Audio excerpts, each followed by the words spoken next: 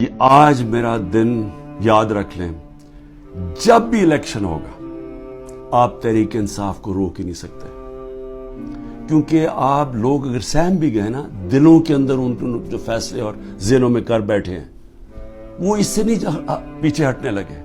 جب ایک آبادی ایک طرف آ کے کھڑی ہو جاتی ہے، قوم کھڑی ہو جاتی ہے، کوئی دنیا کی پاور اس کو روک نہیں سکتی۔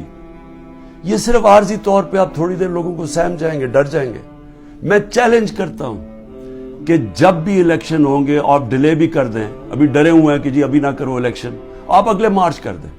میں آپ کو چیلنج کرتا ہوں کہ تحریک انصاف سویپ کرے گی الیکشن انشاءاللہ۔ مجھے جیل میں ڈال دیں، ڈسکوالیفائی کر دیں، جیتنا تحریک انصاف نے، کیونکہ قوم فیصلہ کر بیٹھی ہے۔ اور یہ جتنے آپ حربے استعمال کر رہے ہیں، آپ تحریک انصاف کا ووٹ بینک اور بڑھتا جا رہا ہے۔ لوگ بیوقوف تو نہیں ہیں، قوم تو دیکھ رہی ہے کیا ہو رہا ہے، اور قوم کے اندر غصہ ہے۔